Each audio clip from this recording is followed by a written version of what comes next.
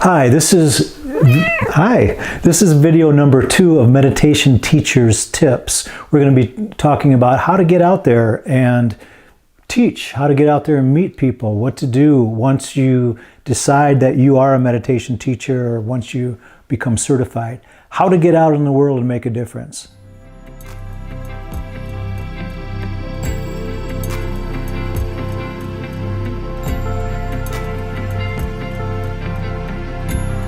First of all, I would like to say that if you're in a populated area and you want to get out and introduce yourself to as many people as you can, and what I'm talking about is go out to the different groups that are happening, like a weekly meditation, for example, and meet the teachers, meet the people that are putting all these that are doing it, that people that are putting these gatherings together and helping people, and offer yourself to them, offer your willingness to help them out if they need help. Every teacher should have a backup. You know, if they're running a weekly group and they have let's say they get called out of town or something happens, they become ill, they have to have somebody to step in and run the group. And generally they want to have more than one, have a couple of people in the wings, so to speak, that can step in and take over. So you should go around and offer your services to people. Tell them that you're a meditation teacher and that you're willing to help out any way you can, that you're telling about your experiences, your methods of teaching, just give as much information as you can and let people know that you are available. So if let's say you've gone through the training, you're certified and you don't know what to do next, the first thing that you want to do is think about starting your own weekly meditation group. Sometimes it's a little bit hard to get it going, but with today's technology, media, that type of thing, it's easier now than it has ever been in the past. It's not that just anybody can start their own meditation group. It's that people, you want to be trusted, you want to have a proven method of teaching, and you want people to enjoy, being with you. And if you can find a place, maybe even in your own home, somebody else's home, something related to where you work, perhaps. Sometimes you can rent venues for not too much money. I know people that teach in churches, people teach in libraries. Wherever you can get a room. Or I even know people that teach in parks, public parks, like on a Sunday morning or Saturday morning, things like that. But you need the space. Once you find the space, consider using something like Meetupcom. It's very, very easy platform to use. It's free up to the first 15 people that sign or register in your meetup group, and then after that there is a charge. I think it's about $25-30 a month, but you can go to meetup.com and find out all the information there. The meetup group that I started several years ago has well over 2,000 people in it now, and if I put together a program or something, I can put an email out to all these different people. Let's say I want to put together a workshop. How do I get people to attend my workshop? I put it out into Meetup, and people get word and they come in. Now, the nice thing about Meetup is that they send out reminders. So if you have a weekly meditation group, you just push the button that it's on a weekly basis, reoccurring on a weekly basis, and all the reminders go out to everybody in your group without you worrying about it. So it's all automated, which is very important these days if you don't want to get bogged down. And people will register, they'll see their group is interesting, maybe put some interesting pictures on there.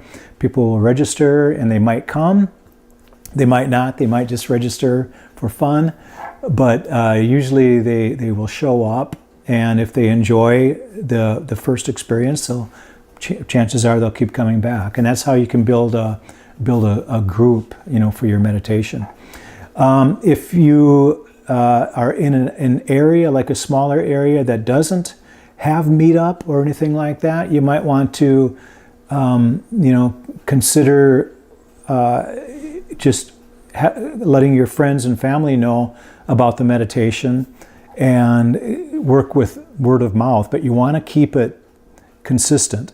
Like if you're doing it on a Wednesday night, you want to keep doing it on that Wednesday night consistently. And then even if nobody shows up, just treat that as your meditation time. And pretty soon people will hear about it, they'll know about it. And if you keep it consistent, people will show up almost no matter where you're at.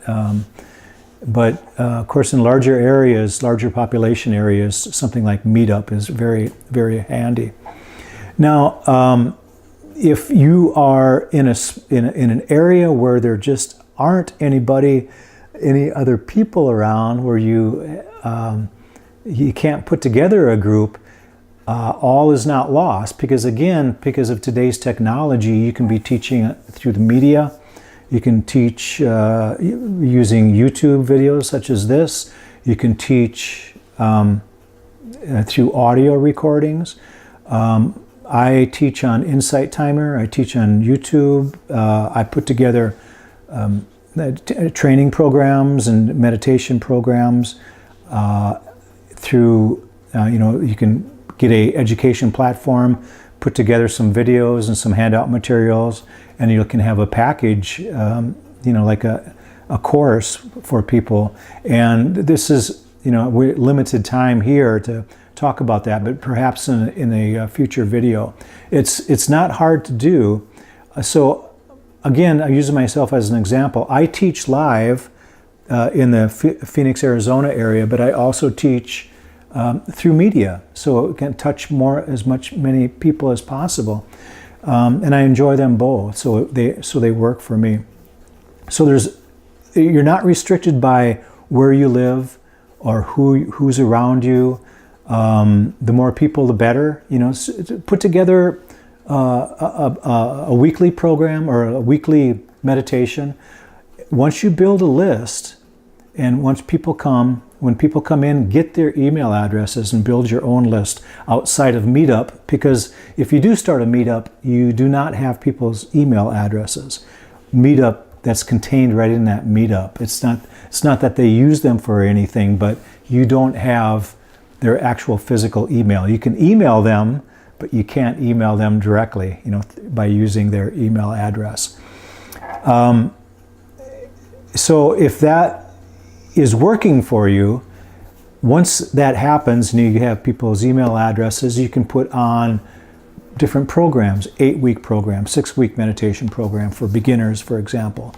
You can take a book as a guide and break it into 8 parts and do an 8-week program. You can do workshops, hour-and-a-half workshops, a couple of times a month or once a week, something like that. A workshop could be anything that you are interested in, basically. Anything of interest that's related to meditation or spiritual practices, or anything that's inspiring. We do all sorts of workshops here at the Meditation Learning Center. And also retreats. You could do short retreats, like a 1-day retreat or even a half-a-day retreat, all the way to 4 long weekend retreats or 10-day retreats. Depending on what your interest is, how far you want to take this. So again, I'm talking to the meditation teacher. If you're watching this and you're not a meditation teacher, maybe you want to consider getting into that field of work. So there's full-time meditation teachers, there's part-time meditation teachers, and there's people that just kind of do it as a sideline whenever they can. So it is possible, to make an income off of meditation, where you're never gouging anybody, you're never asking for too much money. Sometimes I know various people, a number of people that make a very good living on donations that they receive from their students. They offer and they give these things out, and there's a return on their service. Their service is teaching meditation, and there's a return on that. And it's a wonderful trade. It's been going on since the time of the Buddha. You know, he didn't ask for money, but he did ask for food and shelter and these kinds of things, and he got it. The Buddha was probably perhaps the wealthiest person in the world, and but not in terms of, you know, money, that type of thing. So I hope these little tips help. We're going to be continuing these videos. This is the second one, and we're going to try to get one out every week pertaining to meditation teacher training tips. So I hope this helps. Write down your comments below. If there's anything I can actually help you with, please contact me. Thank you.